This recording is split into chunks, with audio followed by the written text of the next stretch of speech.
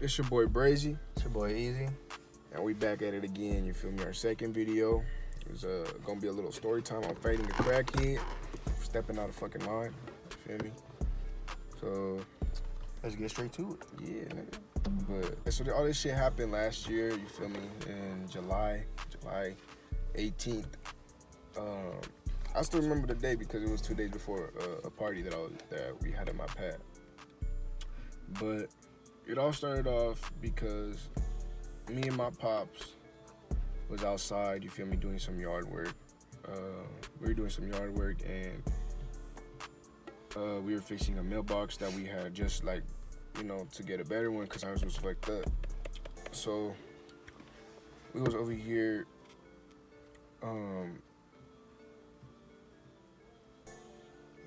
gonna make me lose my train of thought. Okay, so we was fixing the mailbox, and then my neighbor across the street, he is a white male. I'm not racist, but he is a white male. He is white. Yeah. And I don't even know. I think he's a crackhead because he be talking to himself all the time. He be smoking all the time. Not even fucking weed. He be having. I don't even know if it's pipe that he's fucking. I mean, I don't even know if it's weed he's smoking. It looked like a weird ass pipe. Yeah. So I was like, I don't know what the fuck this nigga's smoking. But probably meth. Probably, but you feel me? We was over here like, you know, me and my dad was doing yard work and fucking just fixing our mailbox and this and that. He starts yelling at my pops. He was like, "Oh yeah, you fucking Mexican, blah blah blah. You better get to work. You better do that shit right. This and that. Put your back into it." And I was like, "Wait, bro." And I started translating to my dad because my dad don't understand English like that. And he was like, "What is he saying?" And I was like, "He's just like over here being like a dick, fucking being racist." And my dad was like, "You know what? Like, just let it be. Like, you know, it's not even worth it." So I was like, "All right, like I'm finna let it be then." And then my little sister was outside. She was playing with her friend, and he starts yelling, "I like your sister, homie, this and that." And I was like, "Hold the fuck on, my nigga. You're in your mid-30s. My sister's 12 years old. That is fucking disgusting. Don't ever do that shit, my nigga." I didn't say that because my dad told me to just leave it alone. So I went inside and I was like, whatever, bro. Like, I'm just like gonna cool off. He goes back into his house, so I come outside, you feel me? And, you know, I just start playing with the ball, you feel me? I was just kicking the ball around, and then he comes back outside. He was like, "I like your sister, homie, this and that. Like, oh, I like your other sister too. I know she drives a blue Tahoe, gets home around 11:30 p.m. She got black hair, yay big, yay tall." And I was like, "What the fuck, my nigga? This nigga a stalker." He knew like everything. Yeah, and I was like, he actually knew what time she got out and what time she'll get home and shit. Yeah, so I was like, that's fucking nasty, bro. Like, the fuck? And so I was getting mad as shit. So I called this nigga up and I was like, "Hey, bro, like," I was like, "This nigga tripping. Like, my neighbor over here tripping, bro. Like, we need to fucking go talk to this nigga." Because at first I wasn't focused on. I'm not trying to fight this nigga. Shade. It is what it is. I was like, I'm not trying to fight nobody. I'm not trying to start no motherfucking problems, bro. But I just like, this nigga needs to get put in his place. So I call this nigga up. He comes all the way to my house and slides. He lives right around the corner from me. But he comes to my house and slides, and that's when I cross the street. And we go to his pad right across the street. And I was like, "Hey, bro, like, what the fuck is, like, hey, nigga, like, what the fuck is up with you talking all that shit about my sisters?"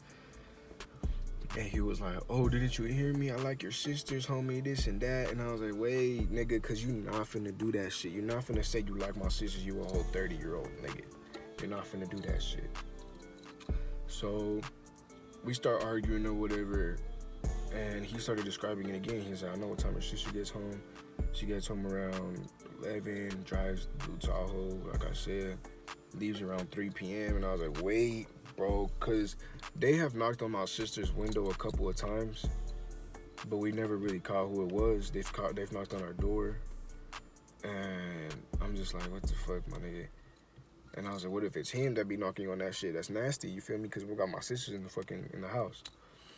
So I called this nigga. We were at his pad, and then that's when he started arguing with him. And I forgot what the fuck you told him. I was just arguing with them, and I was like, bro, you just don't say that shit. Like, bro, we're trying to calm you down. We're trying to have a good conversation for you to just stop talking about this shit so we could just move on.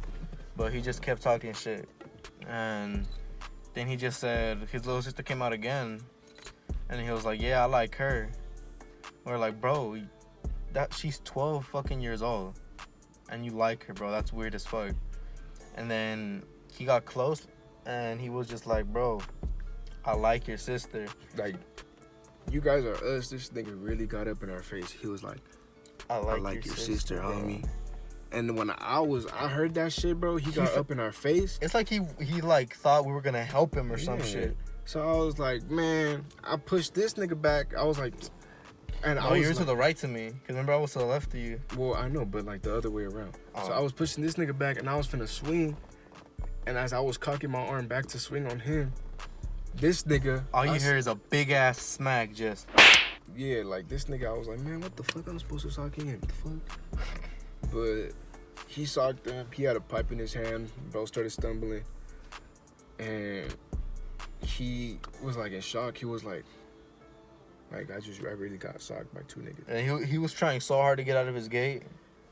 He was not trying to get out of that gate. He was scared as shit. He's trying to make it look like it. And he was like, oh, you're lucky I'm not in a fighting mood today. If not, I would have whooped your ass. So he told him, nigga, I beat the shit out one of these niggas, boy. Straight up. Niggas don't want to fight no. Get the fuck out the car. Come to the street. Out. And my dad came and he pulled us up back to our street. You feel me? Back to our side of the street. And he was like, what the fuck? Like, why did y'all swing on him? So but then I'm like, you can't leave this part out. He said, why did he swing? But then your dad was low-key gassed about it.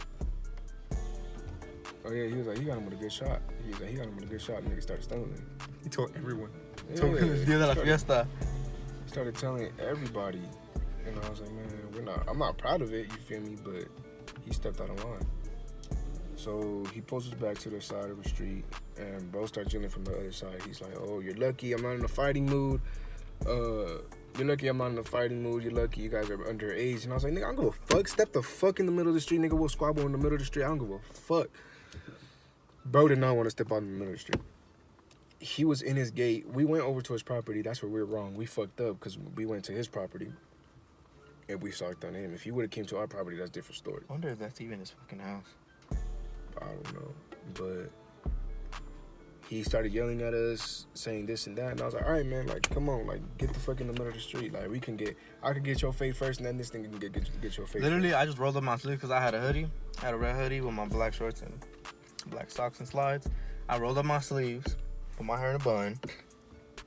I took off my slides, and I just squared up.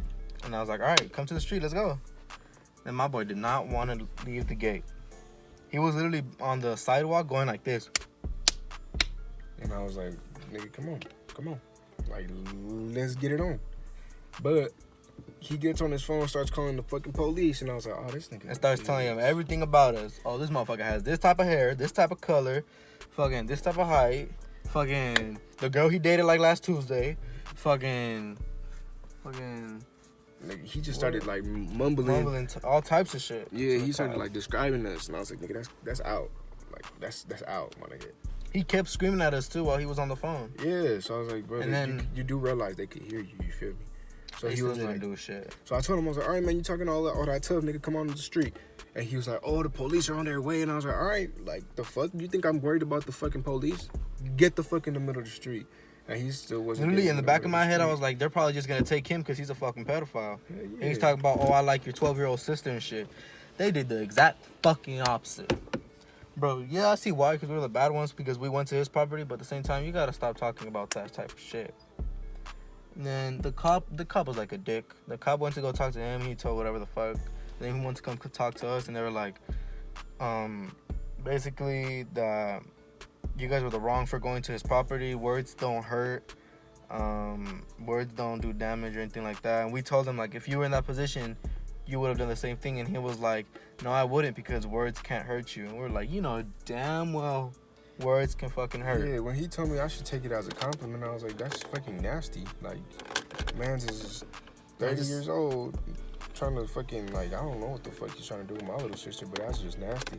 And I get grossed the fuck out just thinking about it, because I don't like niggas that already fucking put their hands on females. You feel me? You put a hand on a female near me, we're gonna have a problem. Here's the thing. He hasn't stopped. He hasn't stopped talking shit. Every time I see him come out his house, he's always looking at us, yapping. I'm like, bro, what the fuck, nigga? You're gonna get your ass whooped again. And if he is on the street and if he does try something, I could self-defense. You know, I could whoop his motherfucker's ass. And I was like, you feel me? Like, I'm not gonna take that as no motherfucking compliment, bro. So, and then after that, he started telling us that we could go to jail. We can get charges pressed on us because we can go to jail for assault and battery, I think is what he told us. So I was like, bro, like, if I need to go to jail, nigga, you gonna take me to jail, because I'm not finna let nobody diss on my hood. I'm on my family, nigga. That's just out as fuck. The cop did tell us he went to go examine him, and that he had like a mark right here. He had a mark on the side of his, on the bottom of his left cheekbone. Cause I socked him like straight right here. It was like in between the jaw and the, I don't know. I got a big ass fist. Like it went. But, and then he went over there, and like I guess like started taking notes on how he got hit, where he got hit, how big the cut was. You could see like when he got out the gate, you could see like a cut right here, and you would see like blood coming out. So he comes back, and the police is like, man, he doesn't want to press charges on y'all. He said he wants to be cool with y'all. He wants to be y'all friend. I was like, nah. He said, we're not finna be his friend. I am not finna be this man's friend. Thankfully, he dropped the charges, but, like, we're not finna be his friend. As long as he stays in his gate and doesn't come to our gate, then we cool. Yeah. So I was like, you feel me? Like, I'm not finna be cool with him. We already socked on, bro. Like, we're not finna do that shit. And the whole neighborhood seen, too, like, when we walked over there. And the homie Mondo, he was like, what happened? Because I just heard someone get fucking smacked. Yeah, because everybody knows he's a bitch. And, you feel me? So the police leaves or whatever, and he just walks back inside, and that's where everything dropped. I'm just letting it be known, bro. Like, you don't talk about girls like that, you feel me? You don't talk about fucking females in a weird way, you feel me? Like, she's underage, my nigga. That's fucking nasty. You don't be stalking my sisters. You don't be doing this and that. That's nasty. Now, it's a good thing it was just words, because if it was action, then he would have came and I found out that he was touching on my sisters or some shit, bro. That would be a whole different case. Y'all wouldn't even be seeing a video right now. I'd be in jail, nigga. I'm not letting nobody put their hands on my mother. Probably not, because, I mean, he did go on your property, so you could do whatever the fuck you want. Do whatever the fuck you want. But still, you see, I can't do shit. I could land a good hit, and you could just be like, oh, I'm the one who hit him. See, we could do that. But, like, you don't be doing that shit, bro. That's the thing. Are you gonna let me, though? Because I know you be getting mad when I be fighting the people you want to fight. Exactly. You don't be taking my fades. But, yeah, that's basically... Moral of the story, some white guy got his shit rocked by 2 Mexicans.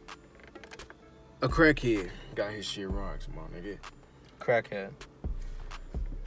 It's your boy Easy. It's your boy Brazy. And we out here.